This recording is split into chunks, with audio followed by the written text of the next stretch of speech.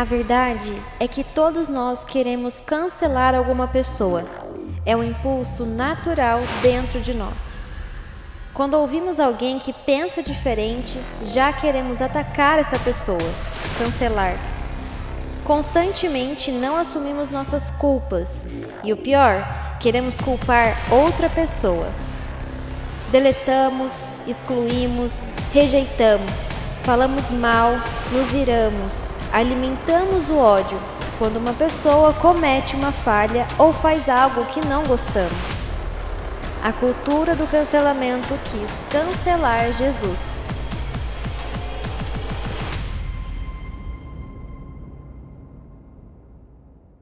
Nosso tema hoje, queridos, é a cultura do cancelamento. E eu vou iniciar com algumas perguntas aqui. Pode passar, por favor? Acho que o meu está travado. Para que você responda internamente, não é? Como você reage quando alguém falha com você? Como você reage quando não concorda com uma pessoa? Como você reage quando alguém te ofende? Como é a sua reação? A nossa rotina, ela tem sido marcada por ofensas. Nós vemos as pessoas ofendendo pessoas constantemente.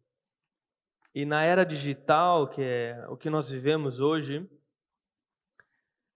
isso é a rotina. Pessoas se atacando, pessoas se ofendendo. Nós ligamos a televisão, vemos vídeos e o que nós vemos são ataques públicos a pessoas porque têm opiniões divergentes. E a verdade é que dentro da cultura que nós estamos vivendo, uma simples palavra mal colocada numa frase é o suficiente para que a tua vida possa acabar.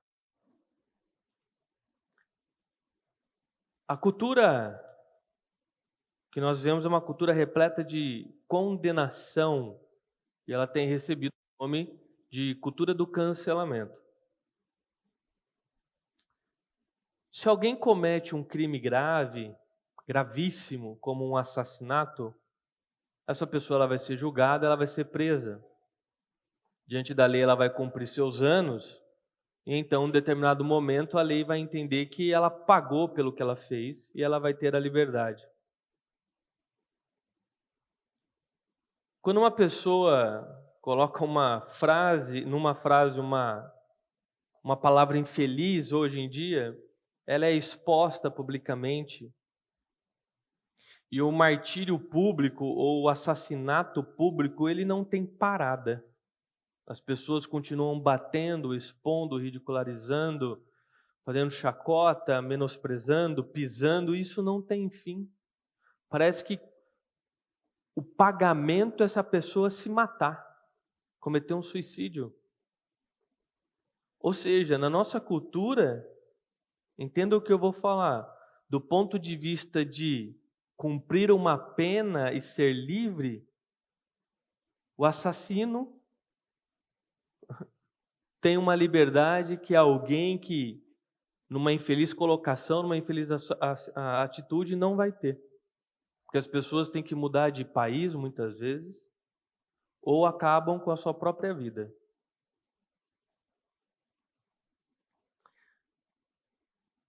Não se vê compaixão, o que nós vemos é um ódio gratuito, uma rejeição absoluta de pessoas contra pessoas.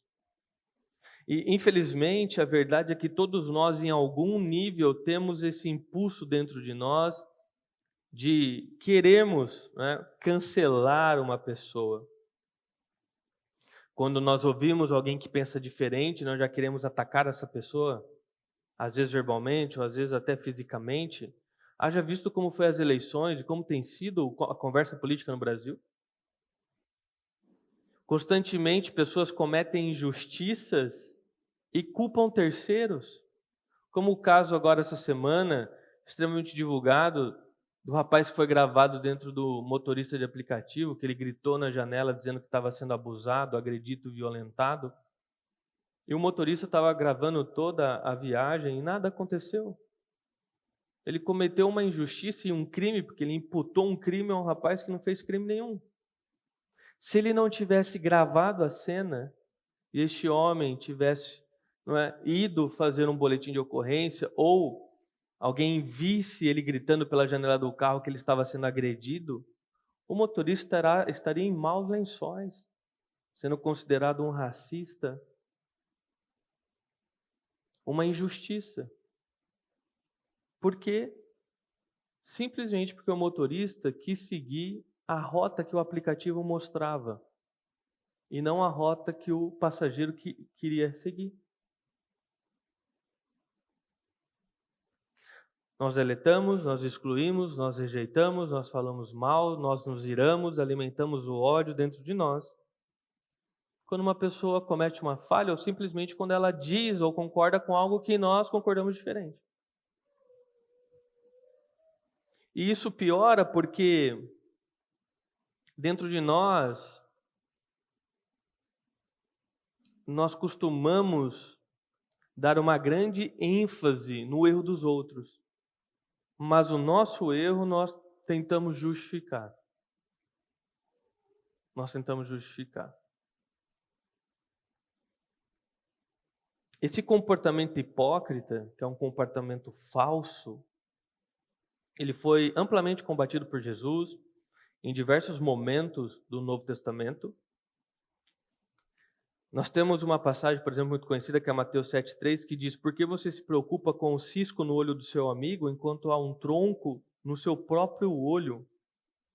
O que o texto está falando? Está falando que nós somos rápidos a julgar e condenar, ao mesmo tempo que nós ignoramos um erro igual ou talvez maior que nós estamos cometendo.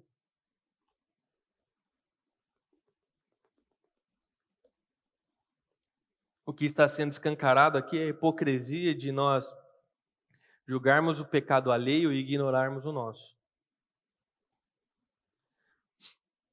Tem uma passagem na Bíblia, que é João capítulo 8, que é a que nós vamos nos focar hoje, onde nós vemos essa situação, não é? Essa cultura da condenação, do cancelamento acontecendo na prática. E nós vamos tirar algumas reflexões e ensinos de Jesus Cristo para nós aprendermos como lidar e como vivermos na sociedade que nós estamos inseridos. João capítulo 8, versículo 3, o primeiro ponto que eu vou tratar é que a cultura do cancelamento ela é orgulhosa. O texto diz assim: então os mestres da lei, os fariseus, abre parênteses, mestres da lei, os fariseus, eles eram líderes religiosos que conheciam o texto que havia sido escrito até aquele momento, obviamente, não a Bíblia como hoje. Então eles eram como a referência do que seria, bem entre aspas, um cristão para nós, a referência do que seria um líder religioso para nós, tá? Então esses mestres da lei e fariseus lhe trouxeram uma mulher que foi pega em adultério e a colocaram diante da multidão. Segura aí no João 8, porque nós vamos continuar lendo outros versículos, tá? Algo muito comum dessa cultura que eu iniciei falando sobre ela é as pessoas pisarem nas outras, menosprezarem as outras, se colocando como alguém melhor e se sentindo de fato alguém moralmente bem superior a outra pessoa. Esse versículo que nós lemos está acontecendo exatamente isso. Esses homens aqui, mestres da lei e fariseus, eles se aproveitam da falha, do pecado dessa mulher, do erro que ela cometeu, para expor ela publicamente, para menosprezá-la diante das outras pessoas, pisar nela, não é? Empurrando-a para baixo. E eles fazem isso porque naturalmente se sentem e se colocam como pessoas superiores moralmente, pessoas que são melhores, não é? Então, já que eles são melhores, são pessoas que beiram a perfeição, até perfeitas, elas se colocam na posição de poder, não é, amassar a outra pessoa. Não é? E qual era o intuito desses homens aqui, dos mestres da lei, dos fariseus? O objetivo deles é expor essa mulher ao ridículo, não é? Menosprezar essa mulher com o objetivo de apedrejar ela até a morte, porque ela transgrediu uma lei. Não é? O adultério era a transgressão da lei de Moisés. Agora veja que pesado, não é? Imagina uma pessoa ser morta à pedrada. Não é? Junta vários à frente e vai tacando pedra até a pessoa morrer. Essa é uma coisa horrorosa. Hoje em dia esse ato seria condenado. Mas veja que, de certa forma, nós fazemos o mesmo. E sempre que eu disser nós, eu já estou generalizando, obviamente. O que muda é a pedra que nós usamos. O que muda é a pedra. Não é? Até porque hoje nós temos também a pedra virtual, né? Por quê? Porque, de certa forma, nós amamos expor e ridicularizar pessoas porque elas não se comportam como nós. Nós amamos expor e odiar pessoas simplesmente porque elas pensam diferente de nós. Amamos pegar, né, o que o vizinho da avó da minha tia, que mora em outra cidade, disse que é verdade e espalhar para todos no meu WhatsApp essa notícia verdadeira. Porque hoje nós usamos as ferramentas do celular para disparar mensagens e mensagens, e compartilhar, condenando e apontando qualquer falha da pessoa, só porque nós não gostamos da pessoa. Muitas vezes nós não temos nem envolvimento na situação, mas nós compartilhamos e ajudamos o linchamento virtual dessa pessoa. Em Lucas 18, capítulo 11, tem uma passagem onde um religioso está agindo da mesma forma que os mestres fariseus. Porque ele era um fariseu. O fariseu em pé fazia esta oração. Qual era a oração do amado santo aqui? Eu te agradeço, Deus, porque eu não sou como as demais pessoas, desonestas, pecadoras, adúlteras. E com certeza eu não sou como aquele cobrador de impostos. Ou seja, tinha um cobrador de impostos no mesmo lugar que ele estava orando ali, e ele se compara com aquele homem, que o cobrador de impostos era conhecidos por cobrar um imposto e um pouco a mais para o bolso dele. E nessa oração, eu não vou ler todo o versículo, no final, o cobrador de impostos, ele reconhece o erro e o pecado dele diante de Deus. E ele é perdoado por Deus e sai de lá, justificado e perdoado. Enquanto o fariseu sai de lá, condenado por Deus. Por quê? Porque nós temos aqui um homem que se compara e agradece, ridicularizando o outro diante de Deus, mas que é lento em perceber o próprio pecado do orgulho. E não apenas lento, mas ignora o seu próprio pecado. E ele ainda se sente mais digno diante de Deus, mais santo, porque tem a coragem de fazer essa oração.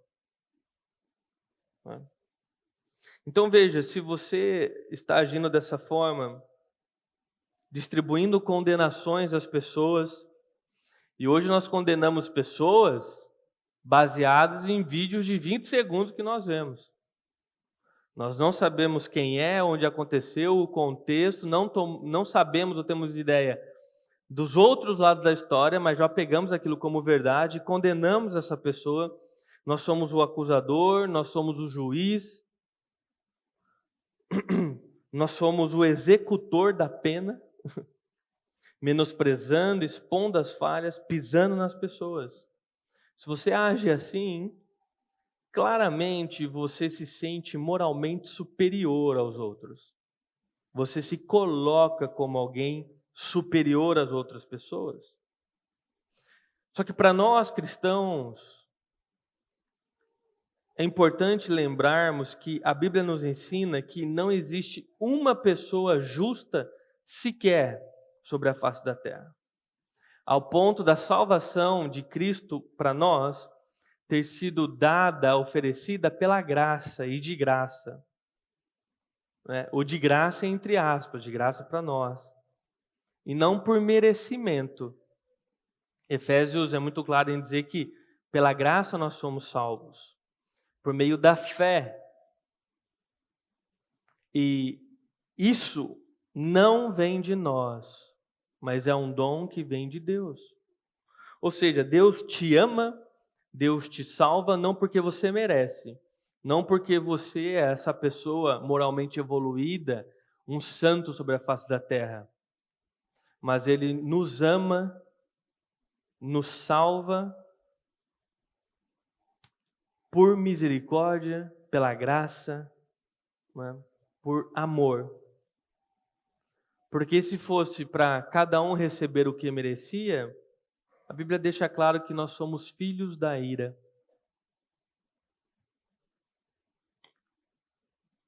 O escritor Timothy Keller, ele reforça essa mensagem dizendo: se eu sou amado devido à graça, como eu posso me sentir superior a alguém? O que ele está falando é, se eu também seria condenado se não fosse o amor de Cristo na minha vida, por que eu vou agir moralmente superior, expondo, ridicularizando e pisando numa outra pessoa? Se eu também era um condenado, e se eu também não merecia, como ela não merece.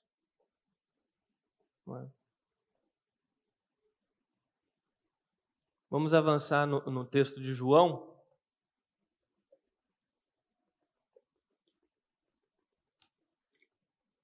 Então, aqui eu já entro no meu segundo ponto, que a cultura do cancelamento, no primeiro ponto é orgulhosa, e agora ela é seletiva. O texto diz: mestre, esta mulher, que falando para Jesus, Jesus, essa mulher foi pega no ato de adultério. Então ela foi pega em flagrante, no adultério. Disseram a Jesus: a lei de Moisés ordena que ela seja apedrejada. O que o Senhor diz? A lei de Moisés, ela dizia que quando uma pessoa fosse pega em adultério, ela teria que ser apedrejada. Mas não é que a mulher teria que ser apedrejada, o homem também. Ambos tinham que pagar, segundo a lei de Moisés. E a pergunta que surge aqui é: onde está o homem? Porque se ela foi pega no ato, o homem estava junto. Não foi algo que foi saber depois. Mas somente essa mulher foi levada para ser morta. Então, por que há uma seletividade? Porque a cultura do cancelamento ela é seletiva. Ela é seletiva. No julgamento deles, porque eles aqui trazem a lei de Moisés, mas na verdade eles estão fazendo a lei ao bel prazer, porque a lei dizia que era homem e mulher, mas no julgamento deles, a mulher deveria ser morta. Mas não tem nenhuma menção a respeito do homem aqui, da parte deles. Nem dizendo se o homem fugiu ou não, simplesmente não há uma menção aqui. Então perceba, na cultura que nós vivemos, que é a cultura do cancelamento, não é sobre o que foi feito, mas é sobre quem fez. Porque dependendo de quem for a pessoa, ninguém vai ligar. Agora, se uma outra pessoa que faz parte de outro grupo fez exatamente a mesma coisa aqui, aí a conversa é diferente. Então, dentro da cultura que nós estamos estabelecidos, e essa cultura acompanha o ser humano desde sempre, eles são tão seletivos que não é a respeito do que foi feito, é a respeito de quem fez. Eles classificam as pessoas entre boas e más. Eles classificam os erros das pessoas, os pecados, entre graves, gravíssimo ou gravinho. E dependendo do pecado, eles classificam do tipo: esse pode deixar passar.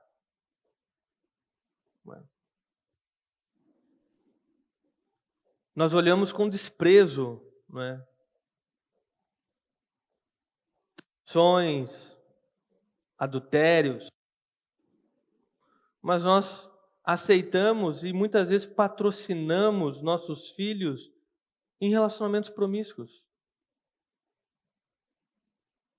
vivendo uma vida imoral, muitas vezes diante dos nossos olhos em casa.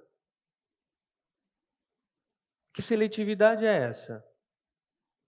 Onde você é rápido a apontar dedo aos outros, mas patrocina seus filhos. Já está no terceiro, quarto relacionamento, segundo, terceiro parceiro sexual. Muitas vezes debaixo dos nossos olhos, dentro da nossa casa. Que seletividade é essa? Que somos rápidos a apontar para o outro e lentos ou ignoramos o que acontece embaixo dos nossos olhos sob a nossa responsabilidade. Nós achamos um absurdo a corrupção no Brasil, e de fato é. Mas nós costumamos fechar os olhos para a nossa própria ganância, para o nosso próprio amor ao dinheiro, o apego ao dinheiro. Haja visto que nós precisamos ter um momento de ofertas na igreja. Porque se todos fossem desapegados e generosos, nós não precisaríamos ficar fazendo um momento de ofertas. As pessoas saberiam que devem ofertar com generosidade, da responsabilidade que têm diante de Deus, e simplesmente ofertariam. Mas infelizmente não é assim. Porque muitos dentro do povo de Deus são gananciosos, amam o dinheiro. Seletividade, não é? Se eu subir aqui um dia de bermuda e havaiana para pregar, provavelmente eu vou ser rejeitado, as pessoas vão começar a falar. Mas ao mesmo tempo acham normal dentro de casa palavrão ser a língua vigente, sustentar vícios, ouvir músicas que são totalmente incoerentes com a nossa fé, com péssimas letras. De novo, seletividade. De novo, somos rápidos e damos ênfase aos erros dos outros, mas ignoramos e diminuímos os nossos.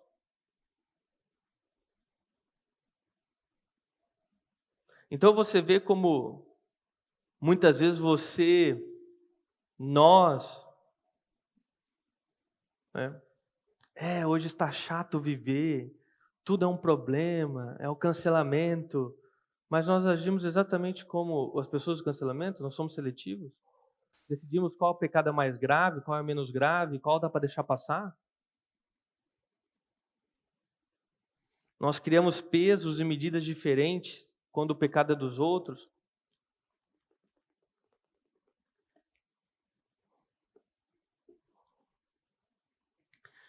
A Bíblia nivela todos os pecados. Ou seja, Deus não tem uma escala de pecado gravíssimo, pecado grave e pecado gravinho e o pecado que dá para deixar passar. Não existe essa escala para Deus. Pecado é pecado. O que muda dentro da nossa sociedade é a consequência moral do nosso pecado. Então, se você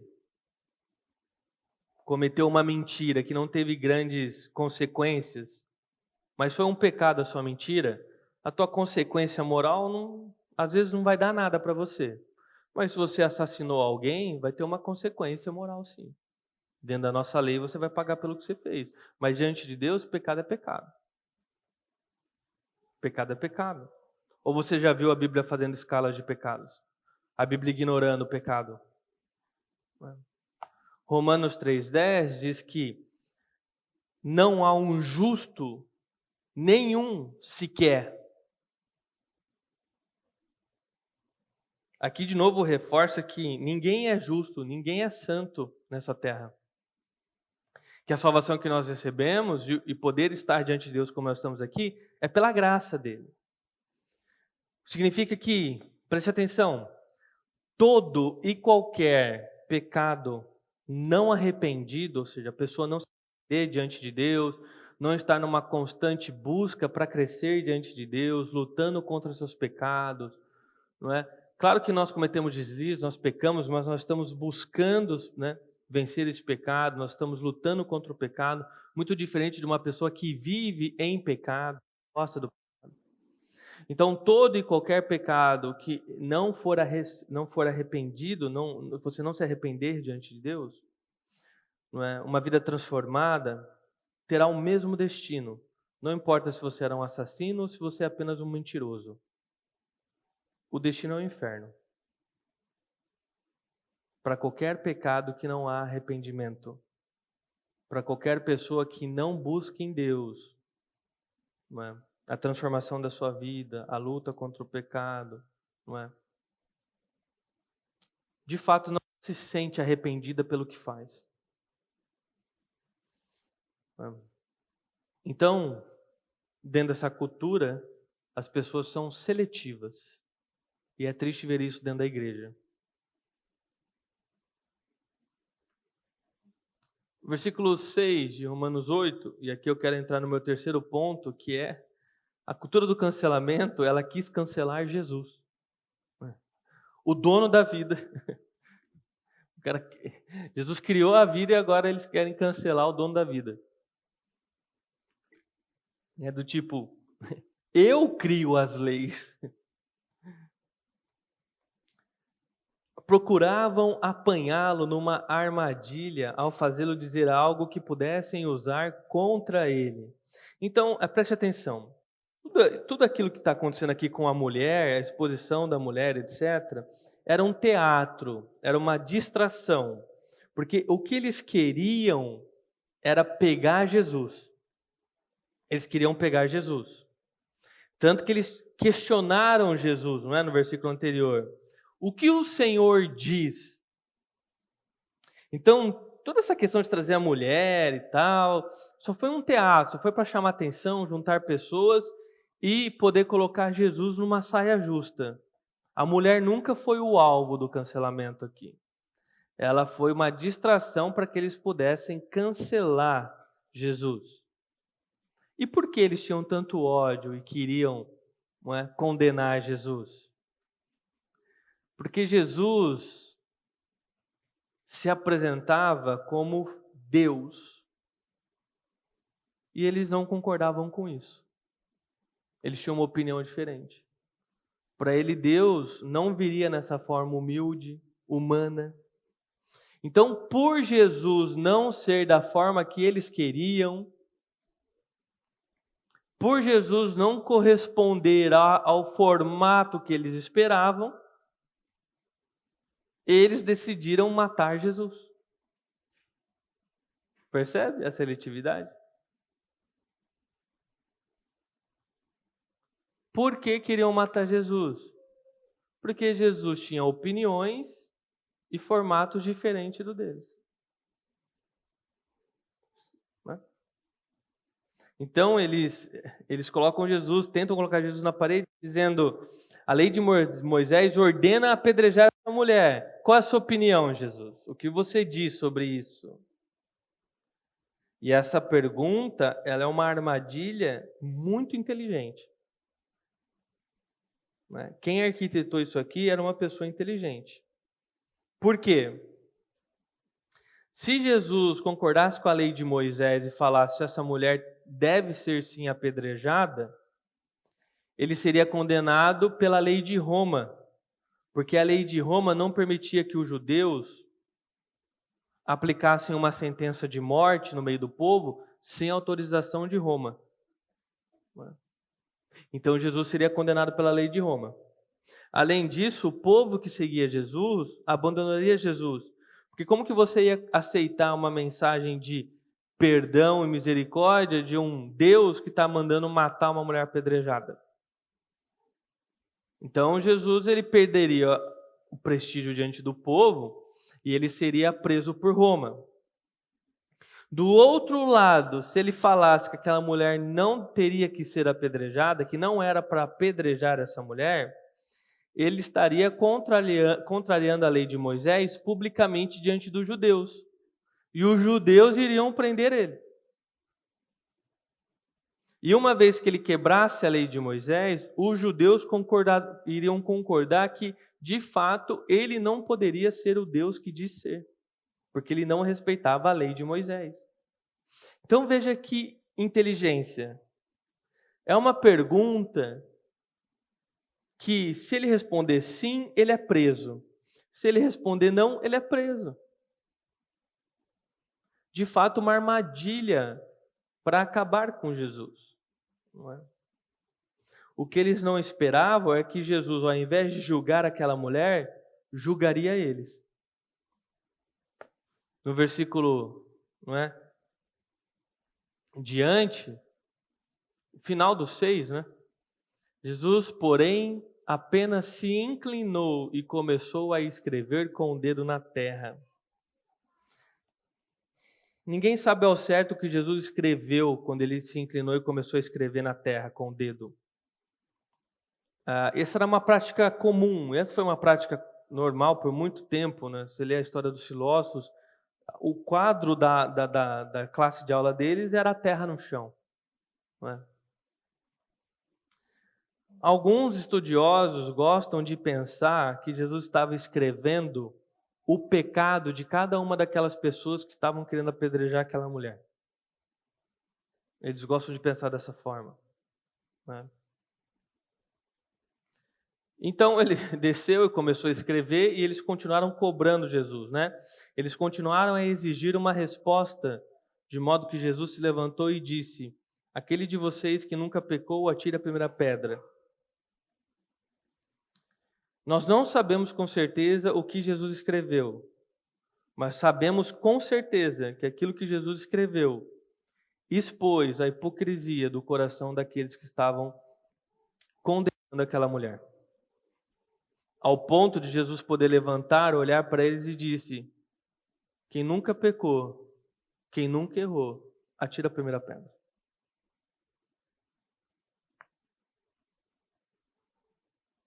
Por isso que os estudiosos gostam de pensar que Jesus, muitos estudiosos gostam de pensar que Jesus estava escrevendo, ou seja, expondo o nome e o pecado de cada um ali. Então Jesus basicamente ele está expondo o quanto nós acusamos pessoas que são pecadoras tanto quanto nós. Uma vez que pecado não tem tamanho, o que nós imputamos no pecado é o peso moral. Mas pecado é pecado. Então Jesus está falando, olha, você aponta o pecado dela e ignora o seu. Você quer atacar pedra nela, mas não quer ser apedrejado pelo seu. E de fato Jesus expôs eles, porque o texto diz falando que quando eles ouviram isso, foram saindo um de cada vez, começando pelos mais velhos, até que só restaram Jesus, a mulher, no meio daquela multidão. Ou seja, eles foram lá para julgar Jesus, só que eles não esperavam que Jesus julgaria eles. O que Jesus está apresentando aqui? Jesus está apresentando aqui a cultura dos céus. Enquanto a sociedade se move na cultura da condenação, ou seja, cancelar pessoas, a cultura do céu se move em direção de acolher pessoas. Enquanto eles queriam matar aquela mulher na pedra, Jesus acolheu aquela mulher em amor. Então aqui nós vemos uma clara distinção do que é o reino dos céus e do que é o reino dos homens. Veja, o único que poderia realmente condenar aquela mulher, que é Jesus, que é Deus, que é o único que tem poder para condenar as pessoas ao inferno, ao céu, ao invés de condenar aquela mulher, decidiu acolher ela. Do mesmo modo, o único que pode de fato te condenar, decidiu te acolher. E aí a pergunta é: quem você é para condenar as pessoas? Você foi um dos acolhidos? Essa é a pergunta. É esse o ponto que a Bíblia deixa muito claro.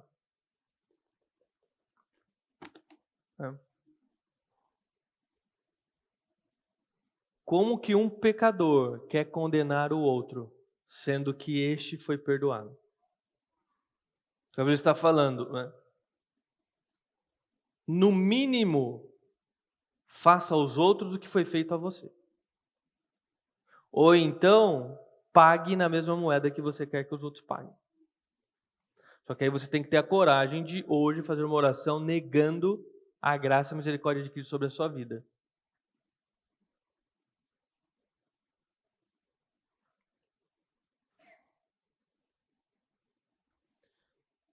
O acolhimento de pessoas só pode ser de fato praticado quando nós literalmente entendemos quem nós somos em Cristo e qual era e é a nossa condição natural de pecadores. O quanto o nosso coração é orgulhoso, egoísta, e o quanto, não é, o nosso ego se ramifica em diversos outros pecados. E uma vez que nós então reconhecemos que nós somos tão merecedores da ira quanto o outro, mas ao contrário da ira recebemos amor, nós deixamos de ser prontos a condenar e nos tornamos prontos a acolher como nós somos acolhidos. Diante de Deus não existe essa seletividade entre santos e pecadores. Quando Deus olha para nós, para a humanidade, tudo o que Ele vê é pecadores e pecadores. Qual é a diferença? É que um grupo de pecadores se arrepende do seu pecado e deseja mudança de vida. É essa a diferença. Essa é a diferença. Porque se não fosse o acolhimento e a possibilidade de sermos perdoados por Deus e nos arrepender dos nossos pecados, nós estaríamos condenados igualmente como os outros.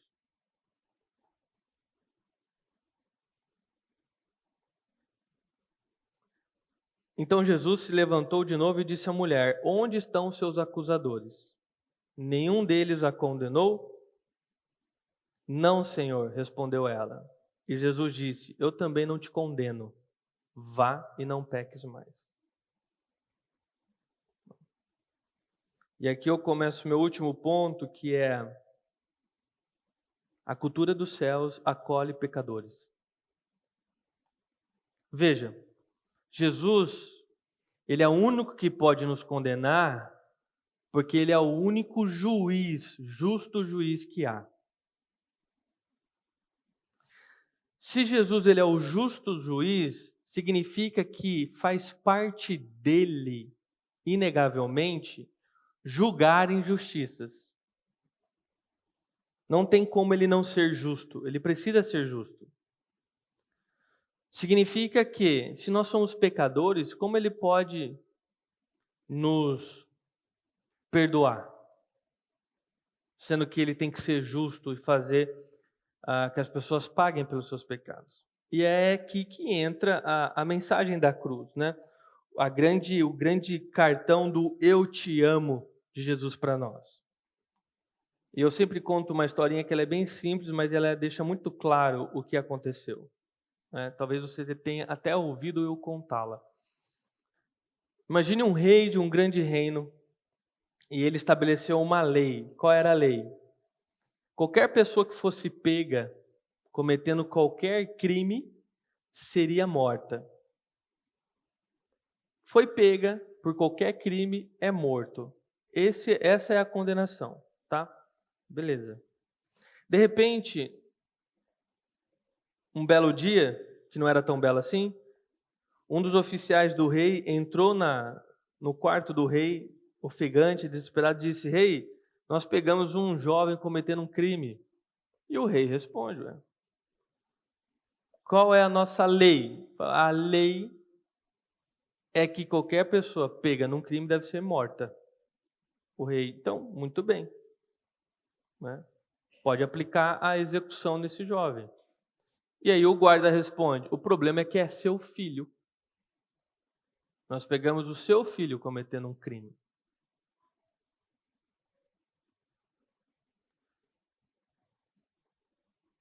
Obviamente isso gera um impacto, né? Num rei. porque ao seu filho, sua criação, mas ele conhece a lei e ele, como rei, ele não pode contrariar a própria lei, porque ele é a lei, ele fez a lei. Então o que ele diz? Pode preparar a forca, porque a lei vai ser cumprida. Só que, no lugar do meu filho, quem irá morrer sou eu. Ou seja, a lei vai ser cumprida, uma vida vai pagar pela lei. Só que ele troca de lugar com o seu filho, permitindo que o filho tenha uma nova chance de viver diferente. De forma bem simplista, este é o Evangelho. Jesus pôde livrar aquela mulher da morte porque ele morreu no lugar dela. Por que aquela mulher foi livre de ser apedrejada? Porque Jesus foi apedrejado no lugar dela. Então, por que você pode ser livre da condenação? Porque Jesus foi condenado no seu lugar. Então veja, nós falhamos, nós erramos, nós pecamos contra Deus e nós recebemos a boa parte dele para nós. Imagine se Jesus fosse se mover da mesma forma que nós nos movemos, dentro de uma cultura de condenação e cancelamento. O que seria de você? O que seria de mim? É importante, diante disso, você ter em mente que Jesus não está aguardando o seu erro para te punir, para te condenar, porque a Bíblia diz que ele não veio para isso. Jesus veio justamente para nos salvar, para nos livrar da condenação. E essa realidade deve impactar a forma como você vive, deve impactar as suas ações, deve impactar, olha, do pé, da planta dos seus pés até o topo da sua cabeça. João 3,17, famoso versículo, diz que Deus enviou seu Filho ao mundo, não para condenar o mundo, mas para salvá-lo por meio dele.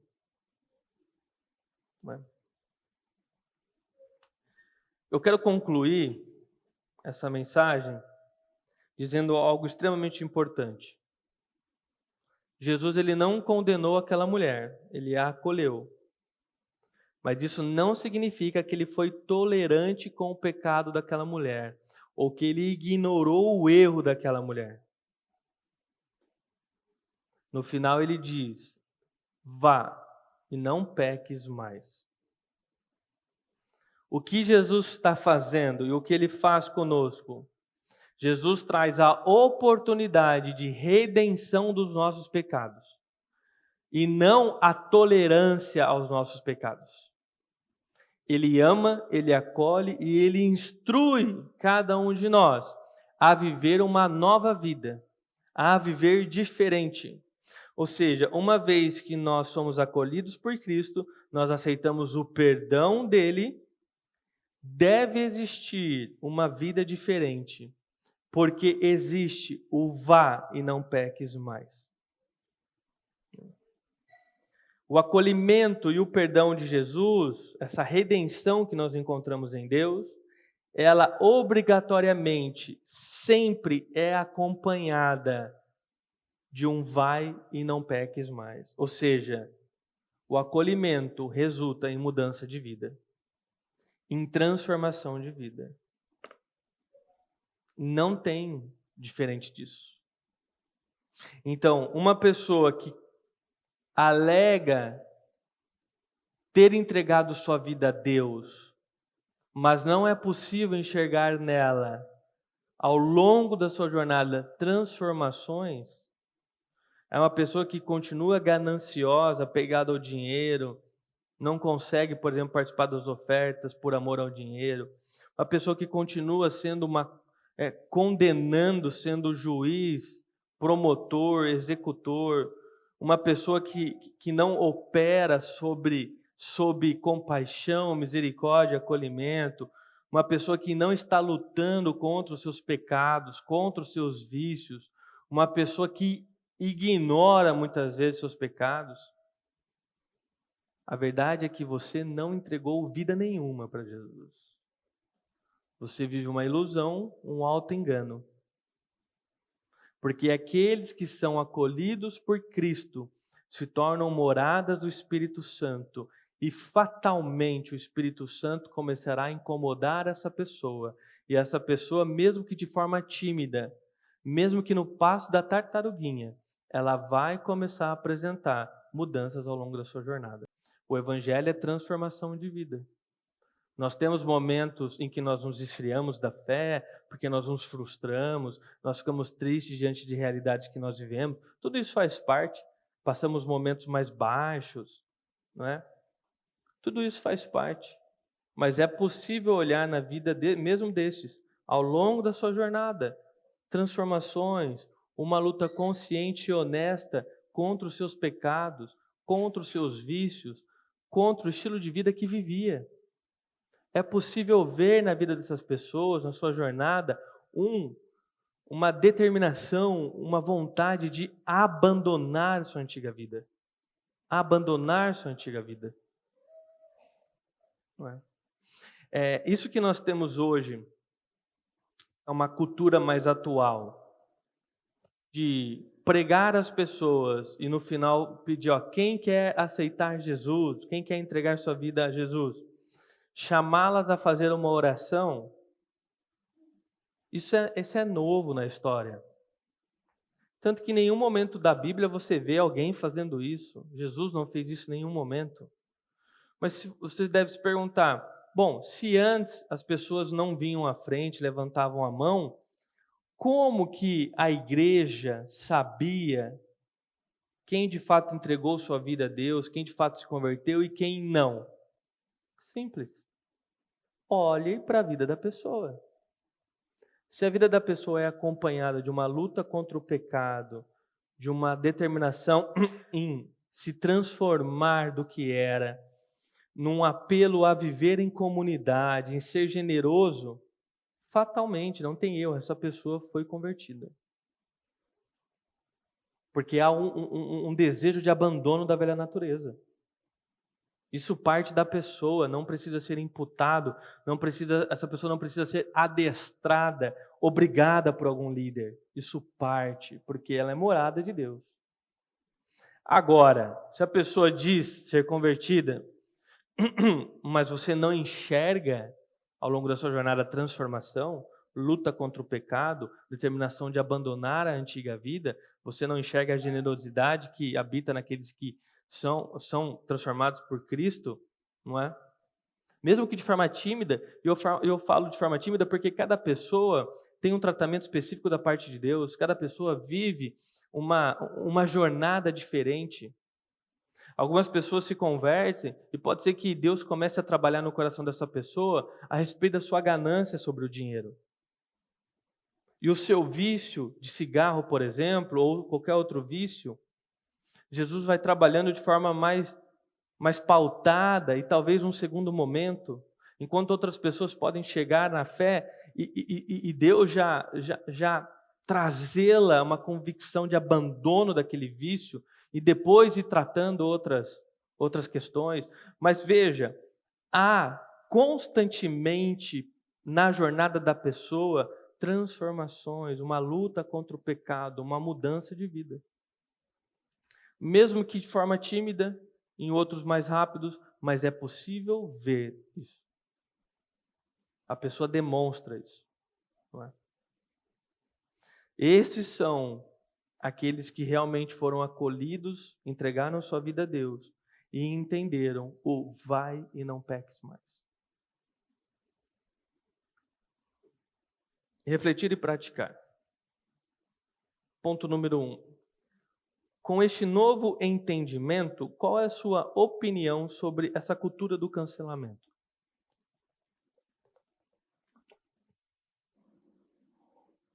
Como seriam nossos relacionamentos se primeiro olhássemos para o nosso pecado? E de que maneira prática você pode começar a viver a cultura da graça, ou seja, do acolhimento, não da condenação. Como de forma prática você pode colocar isso na sua vida?